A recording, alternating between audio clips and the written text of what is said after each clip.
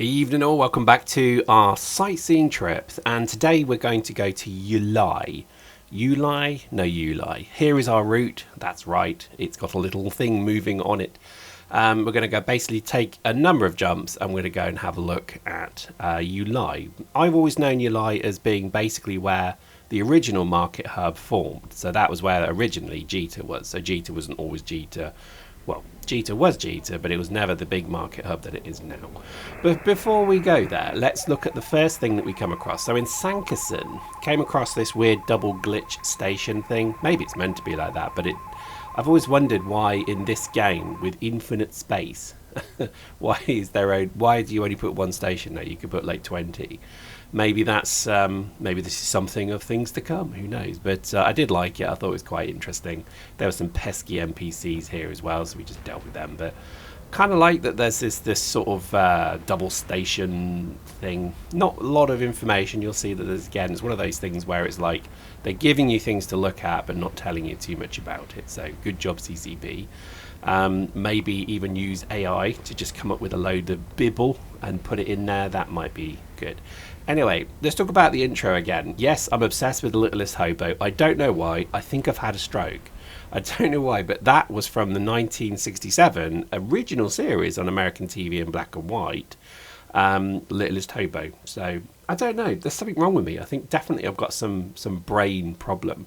In fact, in my Factorio video, which you may or may not have watched, I literally start reciting all of the kids' TV programs that I used to watch. I think I might need some help. This might be genuinely a call for help. There we go. Ruin. That's really helpful. Tells me so much about this wonderful place that we have arrived at. Looks rather good though. These are the original stations that appeared in Deep Space when I first started playing. So again, way back, there were no stations. You had to do 50 jumps, mine Arcanor, 50 jumps back. It was ridiculous. Then they started putting some of these kind of capturable, quote-unquote, stations out there. And it became quite interesting because the way the mechanics were then is that you just had to shoot them. So every night, you'd shoot the station to your control, then the enemy would come along and shoot the station to their control, and you couldn't dock anymore. So it was just ridiculous. Like, the system was so flawed, but it was fun. I think we had more fun doing that because, like, then they created the whole pos structure spam, which was just terrible. So there we go. I mean, my kind of feeling with this whole journey has been really quite interesting. I'm finding things that I didn't know, and I'm really quite excited about this. So, fun fact: walk to a Jove observatory pod thing tower. I didn't think that I'd get blapped, but I basically did. So well, I didn't get completely destroyed, but it was annoying. Stopped at the sun, leg stretch, wee break, M&S sandwich. It's quite nice. Quite enjoyed that. I do like the suns in this game. I think there's not many places that have done good suns, but there we go. So, continuing our journey, we then start to leave Caldari space. The familiar sort of washed out blue-grey sky suddenly started to fill a bit more with green. As we've basically made our way to Hatakani, we found the combined TNR meeting venue. It's basically a WeWork. All of the three, I mean, you know this. I'm going to tell you what you already know, but Caldari State is made up of corporations, and those corporations also have some form of joint venture, or if you want to sound all businessy, JV, that actually sometimes you get things like this where they're working together. I don't really believe it. I think it's more of a kind of formal meeting point to, try to agree not to destroy each other's businesses. But I did like it. It's kind of cool. Didn't expect this. Another one of those things, as you go searching through New Eden, you find things that you're like, I did not know this was here. I was quite interested. These were the original stations as well, by the way. I don't know if you know that, but this was the very first design of station. So when Eve first came out, it had a sort of, orangey red box cover with Eve on it. It had a really poor computer graphic of a face with an implant in it, and behind him was that station, the weird sort of crooked staff station. So always a bit of a fun spot for seeing those. There's a couple of stations in Caldari space where they still use that asset, but it's kind of nice, and I did enjoy seeing these again, which was lovely.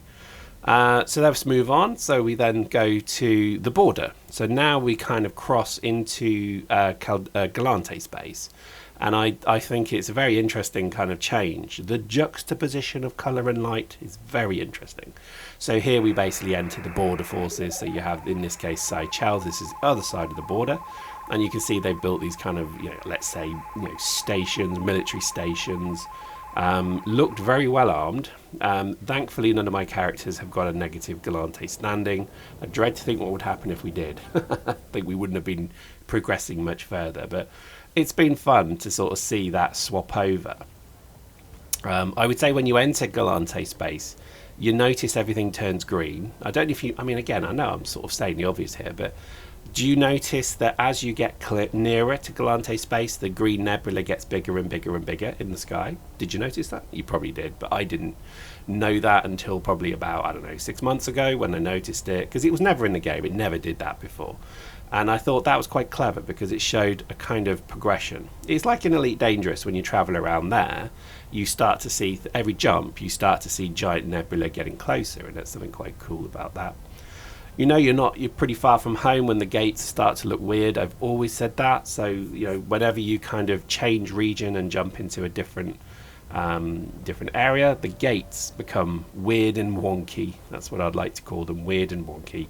And I've always thought Gallente gates are unnecessarily aesthetic. Then again, that's not a bad thing. But there we go. So now we're basically passing through into Concord area as well, because Yulai is actually technically, I think, where Concord dwells. And as we were progressing there, we came across a very worthy tribute, which is the Phase 2 Project Discovery tribute here. I kind of like this. I was going to sort of make jokes about this, but I'm not going to, because it's actually quite a worthy thing. And I think this really is good. If you've never done this, I would recommend giving it a go. It's a nice little side game to play when you're sort of ship spinning. But I thought it was a lovely, I don't know what to call it, memorial tribute, whatever you want to call it. But again, lovely site, lovely sort of background. We're starting to get towards MR space here as well, because you're seeing the gold. And gold sort of skybox, etc. There's a wonderful system, and I think it's TAR, T-A-R, which is on the border of, I think, 3 regions, maybe 4, because you can see the skybox is just incredible. I've always said that when I retire fully in this game, I will just go and basically live in one of these regions where you have the border, because I think after years of Caldari space, which is so blue and frankly a bit boring, I think I'm quite excited to try something a bit more vibrant. I think that's why I wanted to go to Amar again, actually, because I always remember when I lived in Amar, I lived in a place called Tew. Don't know why I sort of pick places with 3 names, 3 letters, but Tew had, again, wonderful skybox. It looked beautiful and gold, and every time you logged in, it was like a golden summer evening, and I quite enjoyed it. I don't know why I ended up moving to Caldari. I think it's cold, hard business reasons. It reminds me very much of when I lived in London, which was a very dark, crazy place, but you're there for the money, aren't you? And I think that's the irony, is people live in Caldari space because it's near Jita, therefore you're near the money. And I think you should have a holiday home. Everyone should have a lovely sort of vacation home that's like in a region with a lovely skybox and not too many people, because I think that's part of the problem with London. In fact, it's true of every city really, is these cities are great. There's just about 2/3 too many people there. I'll give you an example. London is a wonderful example of this, just way too many people. If you go to somewhere like Copenhagen in Denmark, there's not that many people there, and it's quite a big city, and it kind of works. So I think that was, my learning point. So there we go, onwards. So we now start to push towards Essence. So we've gone through Essence into, I think, Genesis, or is it Genesis into Essence? Which one or the other? And here we come across, well, we're in Yulai now. So there is some really interesting backstory with Yulai. And there was the Thunker tribe, I think it was, destroyed the original Yulai trading center, the station, because it was where the head of the kind of Concord, I believe, was run. Or was it dead? I forget. But it was pretty important. I remember this. This was like one of the very first CCP storyline kind of events in the game. That and the Krylear lab incident, which again, we'll go and look at that because that's a lovely place. And that's where cloaking technology was uncovered. So everyone was playing the game, and all of a sudden a scorpion, Gurista scorpion, uncloaked, and everyone was like, what? There's cloaks in the game now? It's pretty cool. But here's obviously where an awful lot of dreadnoughts were destroyed. Again, bit lax on the description. Maybe I'm not clicking the right thing, but I mean, it's pretty beautiful. I did enjoy this one. This is the sort of thing I wanted to come find. Obviously, there needs to be a bit of a storyline about why they've not been salvaged, but hey, it still looks great, doesn't it? And there you go in the background, you see it there. That's the original Yulai station that was obviously blown to pieces by the Thunker tribe. I think it was Thunker tribe, or I could be wrong. But it was really interesting to kind of see that all of this stuff is still here. 20 years later, 20 years, this stuff has been basically here. Yulai's a great place. If you've never been, you should come and look. I mean, I'm literally part of the Yulai tourist board now, but I would recommend it because it's a really interesting system, because it really was G to Mark 1. And I remember coming here and selling, was it 425mm coil guns, the rail guns, because they were like the best gun in the game, and modal tachyon beam lasers, things like that. This is all before Tech 2. This is all before, fancy schmancy stuff. It was really interesting to see. So by this time, it's getting late. My fifth beer was kicking in. Don't sightsee and drink, but I did in this case. I basically was like enjoying it, and I think by this point I'm like, this is getting a bit like good now. So I'm going to have to sort of find somewhere to crash. So, in the system of Yulai is the Eden Con Triglavian Invasion Memorial, which I thought was quite, and I like this. And this is where we actually ended our day. And we'll just let me walk you around it. It seems to be a collection of stations, an interesting objet d'art that you can basically go and look at, all by the sun, which I thought was quite cool, because obviously Trigs love the sun, don't they, for some reason. They're obsessed with bleeding suns for some reason, but there we go. And again, lots to click on, lots to come and explore. I'll let you read that because honestly, it takes forever to talk it and read it, so I'm just going to let you do that. But it's a lovely memorial to effectively an awful lot of people being disrupted in this game. I mean, again, I give credit to CCP. That's something you don't hear an awful lot of. That they had the balls to basically take numerous systems that actually whole alliances had already put huge amounts of effort into, and basically turn it into an entirely different region. I mean, I celebrate that. So yes, I'm still angry at CCP for literally destroying my station when they promised they wouldn't, and I lost everything. Not that I'm mad about that, but I am.